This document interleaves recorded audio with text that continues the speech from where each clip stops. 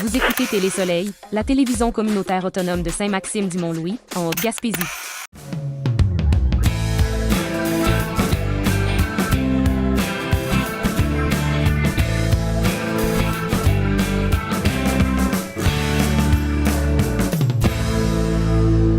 Christian Rioux se présente pour une seconde fois sous la bannière du Parti populaire du Canada, un parti qu'il décrit comme la seule alternative au vieux parti du système politique actuel. Dans cette entrevue, il partage ses motivations, son regard critique sur le paysage politique et détaille les grands axes du programme populiste qu'il défend, de l'immigration à la dette publique, en passant par la représentativité des citoyens. C'est la deuxième fois que je me présente pour le Parti populaire du Canada. Et pour la même raison, c'est que tout simplement, comme beaucoup de gens, on devient un peu désabusé, pour être poli, avec les politiques actuelles, les politiciens actuels, tout ce qui se passe. Et donc, ce parti-là en particulier, c'était le seul parti qui pouvait un peu répondre à mes attentes, à laquelle je pouvais me dans le fond, de façon, on pourrait dire, je n'étais plus un orphelin politique, je pouvais me reconnaître dans un parti. Alors que pendant des années, comme beaucoup de gens font encore aussi aujourd'hui, on dit, ben c'est lui que j'aime le moins, fait que je vais voter pour le deuxième moins pire en espérant que le pire rentre pas. Donc, je pense que cette stratégie-là, ce vote stratégique-là, on a bien vu dans les dernières années que ça fonctionnait pas. Je me rappelle à l'élection précédente, les gens disaient, ah, je veux pas que Trudeau rentre, fait que je vais voter pour le Bloc pour bloquer Trudeau. Qu'est-ce que ça a donné? Trudeau a rentré, puis finalement, ça n'a rien donné du tout. Fait que je pense qu'il faut arrêter un peu les votes stratégiques. Les sondages sont un peu là pour nous influencer. Donc, euh, fait que il faut voter pour le parti qui a les valeurs qui nous ressemblent ou qui a le programme qui répond à nos attentes. Fait que moi, je me suis présenté par ce parti-là justement par écœurement de toutes les autres. C'est ma façon pour moi de m'impliquer en politique. Il y en a qui vont chialer sur Internet ou des choses comme ça. Moi, j'ai choisi de m'impliquer en m'impliquant de cette façon-là pour être capable de faire des débats avec les politiciens actuels ou ceux qui veulent nous représenter. Et c'est ça. Donc, Mm. Et pourquoi est-ce que justement, il y a, avec le temps, justement, en suivant un petit peu le Parti populaire du Canada, on a cette impression que c'est comme un parti qui est un peu en marge et on a tous les autres qui sont, quand j'écoutais un petit peu Maxime Bernier justement parler des autres partis qui ont comme une sorte de similarité. Si on vote pas de ce côté-là, ça changerait pas. Pourquoi est-ce que vous vous situez autant décalé? Je vois que ça a été difficile de se placer dans des débats même nationaux. Est-ce que comment vous positionnez, vous? ben, quand on dit à part, on est différent, justement, très différent. Euh, c'est une mouvance mondiale. Je ne sais pas si vous remarquez, il y a des partis populistes. C'est un mouvement populiste, donc un mouvement qui est à la base le peuple, contrairement aux autres partis qui sont principalement élitistes, globalistes, donc il y a une petite caste politique qui pense qu'ils sont meilleurs que tout le monde et ils devraient diriger le peuple qui est en bas. Nous, les mouvements populistes, comme le Parti populaire, c'est un mouvement qui est à la base le peuple qui devrait être euh, mis de l'avant plutôt qu'une petite caste qui devrait nous diriger. Tous les autres partis sont un peu dans cette mouvance-là. Nous, les partis un peu plus populistes, ben, on est vraiment, on diffère beaucoup des autres, justement. Donc, c'est le gros bon sens, ce que la majorité veut et non pas ce qu'une petite case veut et dire, ben, voici comment vous devriez faire. Fait que c'est certain que ça diffère beaucoup, ça fait un clash. Mais c'est un clash qui est rendu nécessaire parce qu'il y a une déconnexion complète de la réalité de la part des autres partis qui, avec toute leur histoire, ce serait un peu long à embarquer dans tout ça. D'accord. Et comment est-ce que ça se reflèterait dans notre région? Euh, on connaît justement, quand on écoute un petit peu Maxime Bernier, justement ces grandes lignes, mais par rapport à la réalité de la Gaspésie, comment est-ce que vous pourriez peut-être décrire un peu votre programme ou pourquoi est-ce que, qu'est-ce que oui, comment ça se reflèterait dans notre réalité à nous? Ben, c'est certain, comme je disais dans une autre entrevue, c'est que notre parti travaille à un niveau beaucoup plus macro que plutôt, contrairement aux autres partis qui font beaucoup du clientélisme, c'est-à-dire qu'ils vont dire, ils vont aller voir un petit groupe, puis ils vont dire qu'est-ce que vous voulez pour voter pour moi, puis je vais vous donner des cadeaux. Après ça, quel autre groupe, qu'est-ce que vous voulez, puis je vais voter.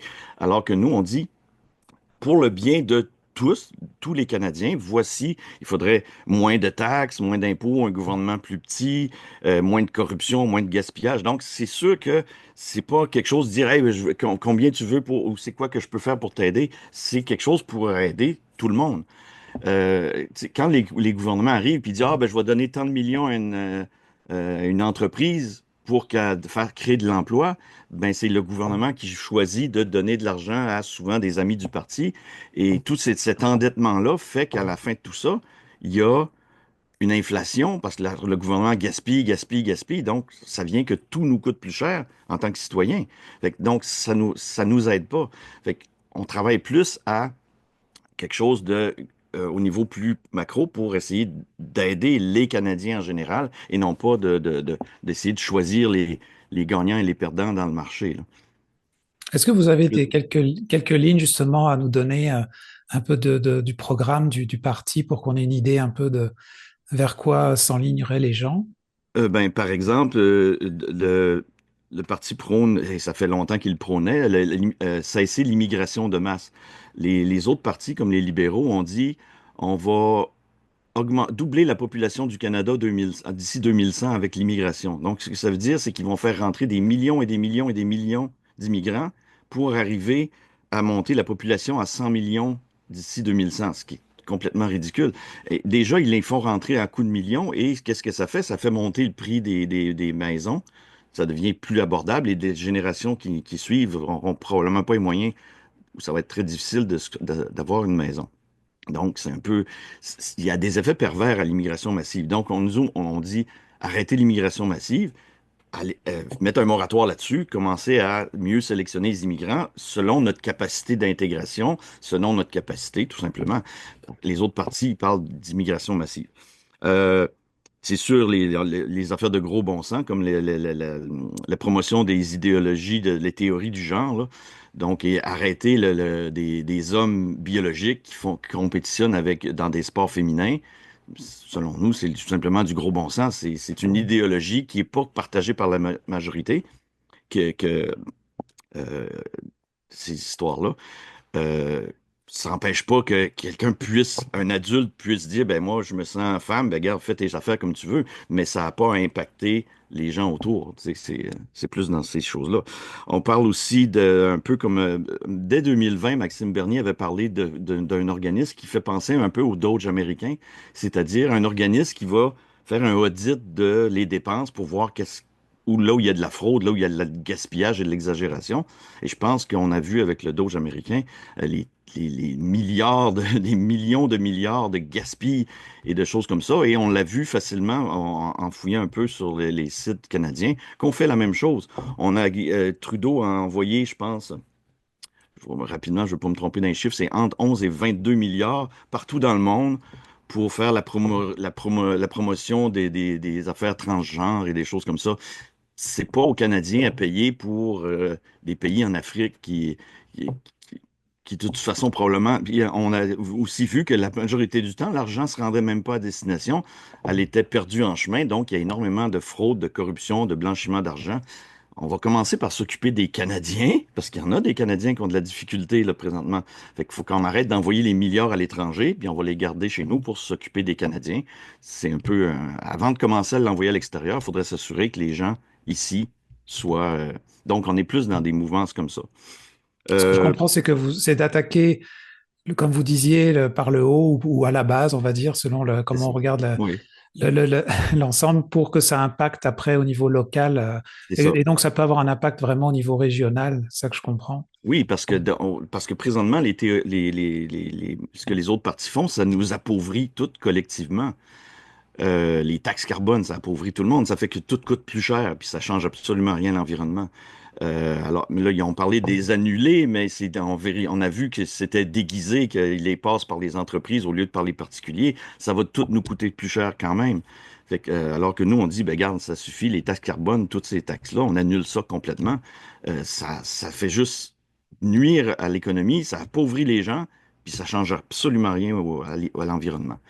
Euh, Fait que donc, toutes nos politiques vont dans le sens dans le fond, d'arrêter d'appauvrir les gens en général et non pas au lieu d'aller donner comme qui ont fait au Québec, mais aussi au Canada, de subventionner des compagnies de batteries, puis finalement, ça fait faillite, on perd tout l'argent qui a été investi là-dedans. Ça suffit les, euh, les subventions à des compagnies multimilliardaires, de toute façon, fait que c'est pas c'est pas une bonne façon d'utiliser l'argent des Québécois. Et comme un exemple, sous Trudeau, pendant le règne Trudeau, qu'on pourrait dire, il nous a tellement endettés qu'il a doublé la dette. Ce que ça veut dire, une façon plus claire de le dire, c'est que sous Trudeau, il nous a plus mis dans le trou, il nous a plus endettés que tous les premiers ministres de l'histoire du Canada combinés ensemble. C'est ça que ça veut dire, qu'à lui seul, il a doublé la dette. Fait que c'est des comportements comme ça qui sont inacceptables. C'est parce que ça va avoir un impact non seulement sur nous, mais sur les générations suivantes qui vont être tellement endettées que ça n'a pas de sens. Donc, il faut penser aux générations suivantes. Il faut arrêter de tout mettre sur leur carte de crédit.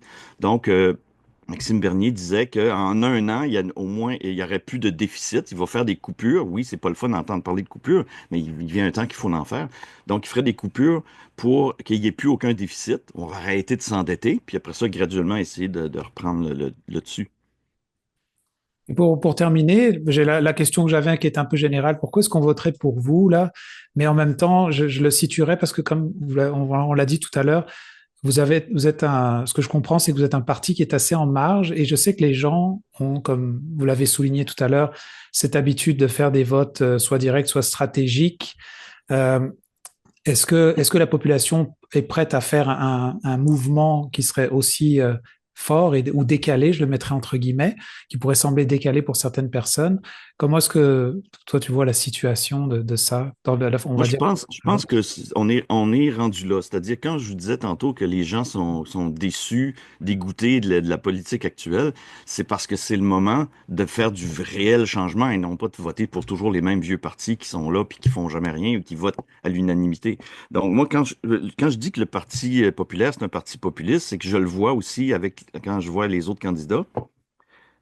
On est des candidats qui sont pas des politiciens professionnels, c'est pas des avocats, c'est des gens ordinaires qui décident de s'impliquer dans un parti en sachant ils n'auront pas beaucoup de chances de dire, hey, je vais avoir une job, je vais avoir une pension à vie comme les grands partis font. Ces gens-là, nous comme moi, s'impliquent parce que c'est notre façon de dire que ça n'a plus de bon sens, qu'est-ce qui se passe, puis qu'on veut un réel changement.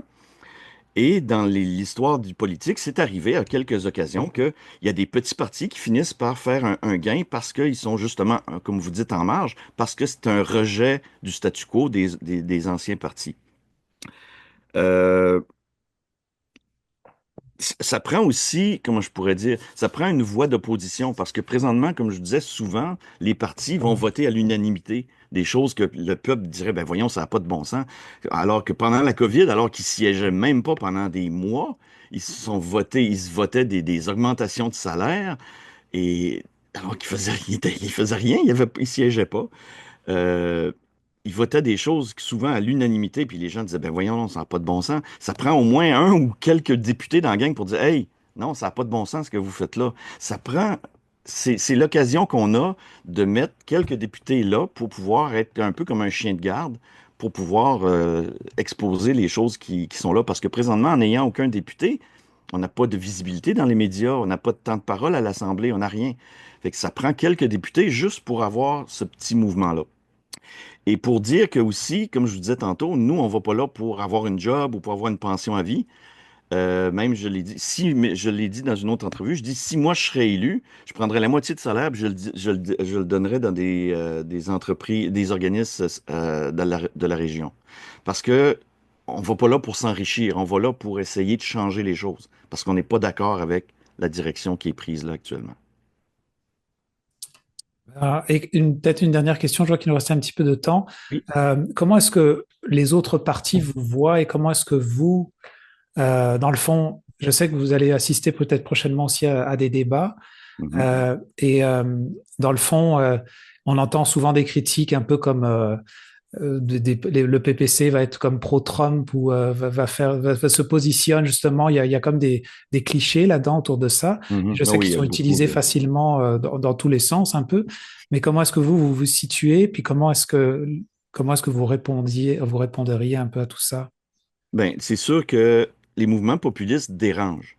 si vous regardez au niveau global, en Roumanie, il y a eu un gouvernement populiste qui a été élu.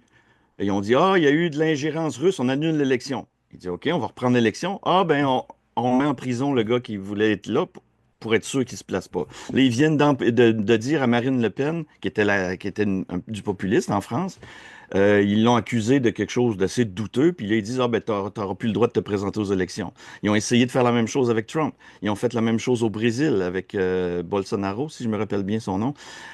Là, ils sont en train. Présentement, les médias nous ignorent. Ils font exprès de même. J'ai vu c'est la presse ou le devoir. Avec qui sera le prochain premier ministre du Canada? Ils ont mis tous les chefs. Ils ont même mis le bloquiste alors qu'il y a zéro chance d'être élu. Il ne peut pas, même si tout le Québec au complet voterait pour le Bloc. Le Bloc ne pourra jamais être premier ministre du Canada. Mais ils n'ont pas mis Maxime Bernier. Soit qu'ils nous ignorent, soit qu'ils essaient de nous traiter comme de nous ridiculiser. Alors que si les gens prennent la peine d'aller lire le programme du parti, ils se rendent compte, ben, voyons, ça a bien du gros bon sens. Comme je vous disais, des fois, je jasais avec des gens, puis ils disaient, ah oui, on est bien d'accord avec ce que vous êtes, surtout la dernière élection, mais on a assez peur que Trudeau rentre qu'on va voter pour le deuxième moins pire, juste pour pas que l'autre rentre. Alors que si les gens se fieraient pas aux sondages, parce qu'on le sait que les sondages sont souvent très manipulés, euh, ils pourraient voter selon leur conscience, puis ça permettrait à des députés du PPC d'avoir un peu de place, puis justement d'être les chiens de garde qu'on a sérieusement besoin. Merci beaucoup, Christian, pour ton temps. Merci.